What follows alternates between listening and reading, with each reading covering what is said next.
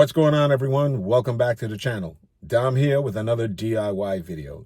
Today I'm working on a 2019 Honda CR-V, and the issue that it's having is the 12-volt center console adapter is not working. And I know this because I plugged in this USB adapter to charge a mobile device, and it's not producing any power. At first, I figured it was a fuse, but I checked them all out. They all seem to be working. There's no issues with that. I checked the adapter itself in another part of the vehicle, another socket, as well as a different vehicle, and it does work. So the issue is with the socket itself. Now, I did a little research, and I found out that they are prone to getting burnt out and not working. But what I'm going to do is I'm going to remove and replace it with a new one that I purchased from Amazon. It's a USB-C/USB 3.0 adapter, 12-volt adapter, that I'm going to swap out for the existing one here in this vehicle. So I'm going to show you how quick and easy this is to remove and replace.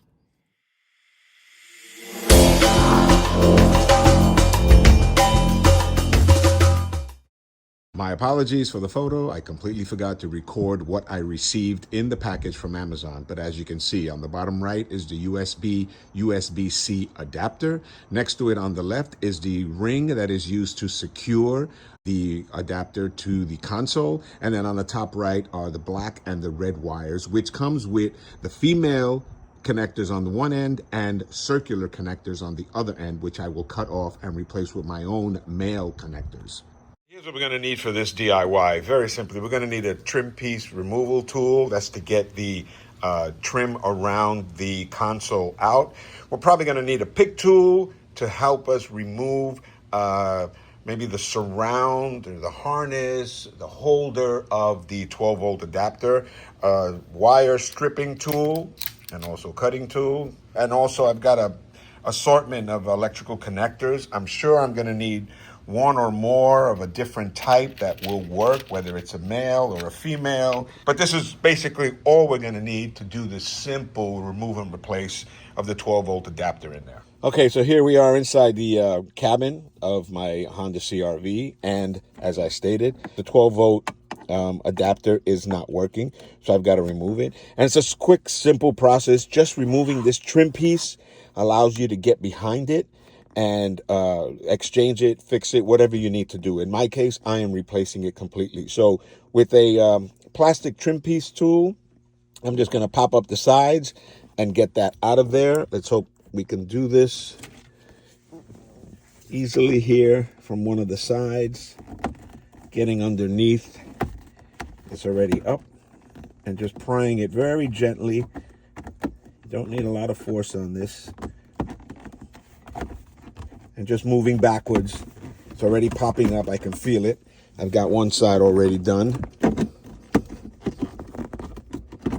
And that's it. You see it already popping up very, very easily. Now, just be careful when you're pulling it up. I don't know how much slack I have on the connector that goes to the 12-volt adapter. So you've got to be very careful not to pull on it too much. And we can turn it over and see. So you can see I don't have a lot of slack.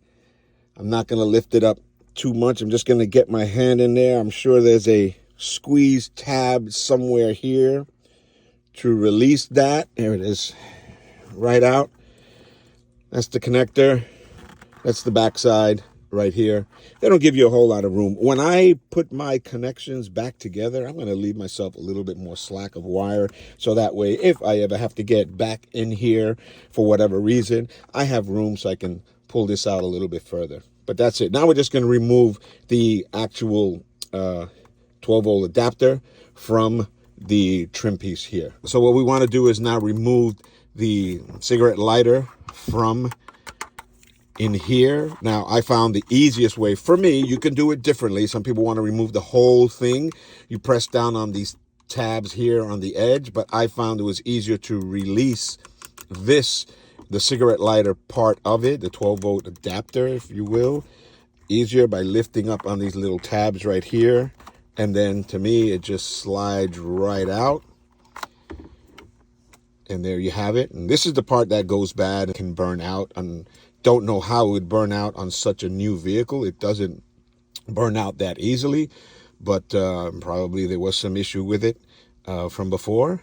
and it just stopped working. So that is what I'm replacing. Now, could I, in fact, use the same cover and surround that is on there? Probably, but I got the wrong size. This size would not fit in that hole, so it's meant to be taken out. So now I've got to remove this whole cover piece here. That right there, I've got to remove it, and it's simply pushing down on these tabs outside part of it, the housing of it. It's just a matter of pressing down on it. I can't do it on camera because I've got to hold it, and it's a little tough. So I'm just going to do it off camera, but I'll show you what it is that I did in pushing down these little tabs here. Okay, so as I said, just by pressing in on the tabs all around this outside housing here will allow you to slide it through, and it'll pop out. And I'll show you. It's these right here. You just have to push down on it. So it's a little cumbersome. Grab the unit and kind of push with the back of your thumb or your finger or whatever while pushing down, and that way it's easing its way out and you can slide it out. But I will not be using this cover here, as this one already comes with its own cover. So from here, it's just a matter of sliding it through, threading it.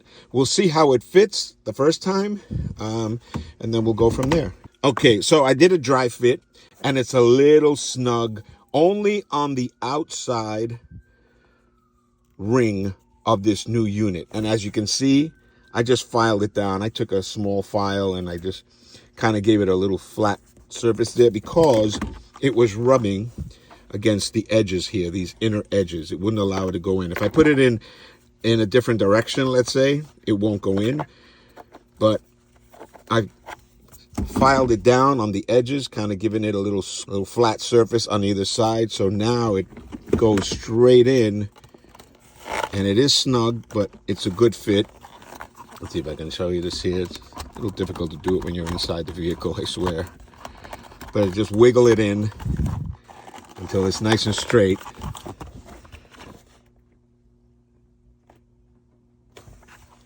And it fits perfect right there. Just center it like that. And now we just take the backing of it, which is kind of like a plastic threaded screw, like a cap. I'm just going to thread that through and tighten it up. And then all that's left are my electrical connections. And that's it. So that's nice and snug. No reason to make it, any tighter than hand tight. It's not going anywhere. It's not going to loosen. So now we make the electrical connections. So as I showed earlier, the wiring in the kit came with the female connectors on one side. So it's just a matter of my making the connections to the rear male connectors on the back of the USB adapter. So to add on my electrical connector end, I'm just going to strip the wire very quickly with my stripping tool here. That's done. Give it a little twist. Put my connector on the end and crimp it down. And that's it. It's crimped. It's secure. It's not slipping off. Now this can go into the positive end of the harness. I'll finish off the other side and then start putting this thing back together. All right, so now that all the connections have been made, you see how much slack I left myself here? I've got about a good 15, 16 inches maybe. And that's good because if I ever have to get in there, I don't have to worry about not being able to pull it up too far, in fear that I might snap a wire or whatever it may be. At least I've got some room now. It's just a matter of flipping this over, tucking my wires in, putting it in from the forward end, just angling it forward straight like that. Goes into the slots, and then pushing down around, you'll hear it snap into place.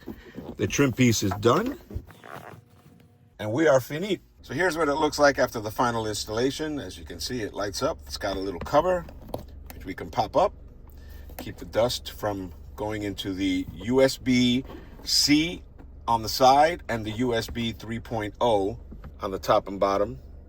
And then this one here is the on and off button. I can turn it off if I don't want to have it on at all times. So I'll leave the product info in the description below. And hopefully, this will work for you. If you enjoyed the video, give it a thumbs up, subscribe to the channel, and stay tuned for more DIY videos that I'm doing. Thanks for watching. Take care.